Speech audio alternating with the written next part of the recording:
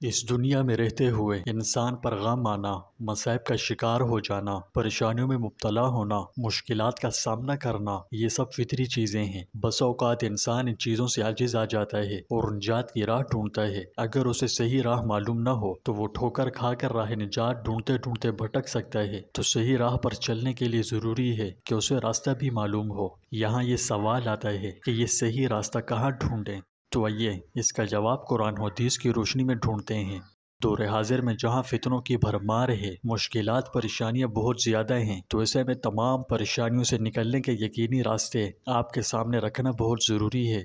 اس لیے آج کی ویڈیو میں ہم آپ کو ہر قسم کی پریشانیوں سے نکلنے کے لیے ایک نہایت یکسیر عمل بتائیں گے۔ دعوے سے کہتا ہوں کہ جو بھی یہ عمل کرے گا اس کی پریشانی ایسے دور ہوں گی جیسے خشک ٹہنی سے پتے جھڑتے ہیں۔ کہنے کا مقصد یہ ہے کہ اس عمل میں بہت تاثیر ہے، بہت مبارک اور فضیلت والا عمل ہے۔ احادیث میں اس کی بڑی فضیلت بیان ہوئی ہے۔ پیارے ناظرین، یہ بات جیسا کہ آپ جانتے ہیں کہ انسان کبھی ایک حال میں نہیں رہتا، یعنی اس پر غم بھی آتے ہیں اور خوشیاں بھی، لیکن اس پریشانی میں ایک عمل ہے جسے شرائط کے ساتھ کر لیا جائے تو اللہ سبحانہ و تعالی ان سے نجات عطا فرما دیتے ہیں اور ساری پریشانیاں دور کر دیتے ہیں۔ حالات بنانے والی ذات صرف ایک اللہ کی ہے۔ اللہ چاہے تو انسان کو خوشی دے، اس کے حالات اچھے بنا دے، اور اگر چاہے تو غموں میں مبتلا کر دے، حالات سخت کر دے۔ یہ بات خوب اچھی طرح ذہن نشین کر لینی چاہیے کہ اللہ چاہیں تو خوشحالی نصیب ہو سکتی ہے اور نہ چاہیں تو نہیں ہو سکتی۔ اس لیے اس سے برابر دعائیں مانگتے رہیں۔ جب آپ کا حوصلہ، آپ کی ہمت ٹوٹ کر پست ہونے لگے تو قرآن مجید کی ایک بہت ہی پیاری آیت ہے جس سے مردہ دلوں کو تقویت ملتی ہے۔ اسے اپنے ذہن میں رکھ کر اللہ سے مدد طلب کیجیے گا۔ وہ آیت ہے کہ بلا شبہ ہر مشکل کے ساتھ آسانی ہے، بے شک ہر مشکل کے ساتھ آسانی ہے۔ ان دو آیات میں بتکرار آپ صلی اللہ علیہ وسلم کو یقین دہانی کرائی گئی ہے کہ اگر اس وقت آپ مشکلات میں گھرے ہوئے ہیں تو ان قریب مصائب کے یہ بادل چھٹ جائیں گے اور اتنی ہی آپ کو سہولتیں اور آسانیاں بھی میسر آئیں گی۔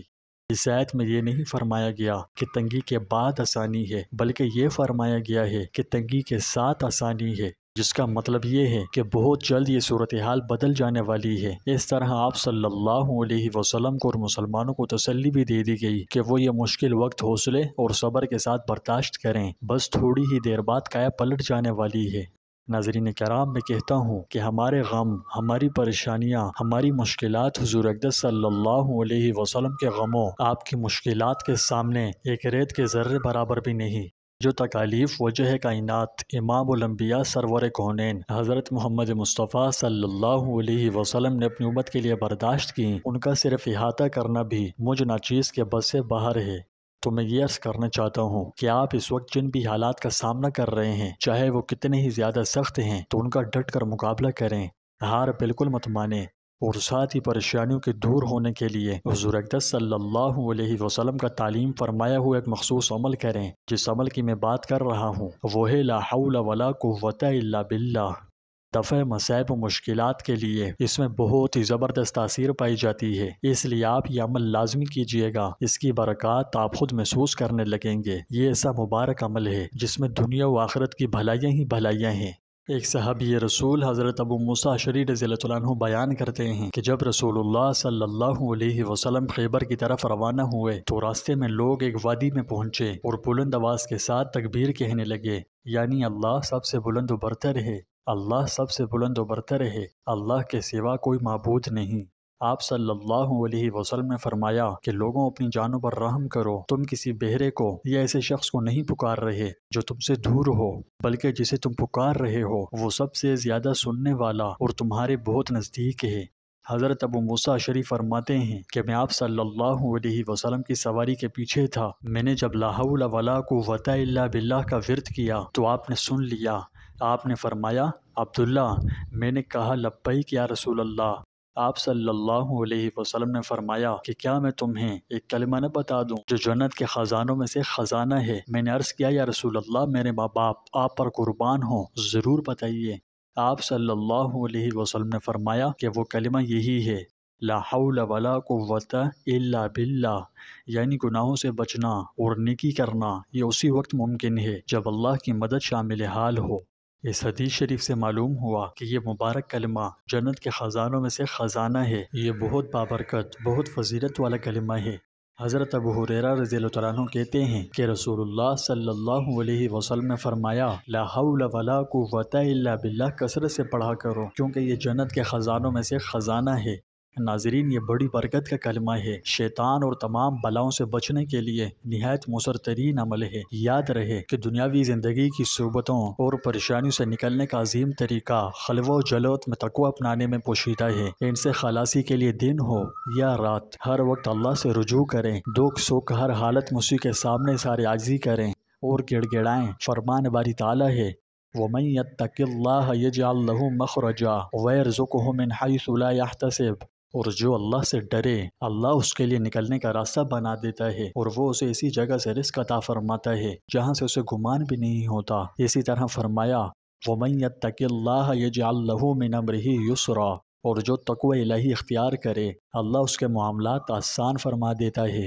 اللہ تعالیٰ کے سامنے اظہار عاجزی ان کی ساری اور سب کچھ اللہ تعالیٰ کے سپرد کرنے کی تعلیمات میں نبی کریم صلی اللہ علیہ وسلم کی صحابہ کرام کو کی ہوئی نصیحتیں بھی شامل ہیں کہ صحابہ ان پر دل و جان قولاً اور فعلاً عمل کریں، اٹھتے بیٹھتے اسی میں رنگے رہیں۔ چنانچہ آپ صلی اللہ علیہ وسلم نے حضرت ابو موسیٰ رضی اللہ تعالیٰ عنہ کو فرمایا تھا کہ تم لا حول ولا قوت الا باللہ کہا کرو کیونکہ یہ جنت کے خزانوں میں سے خزانہ ہے۔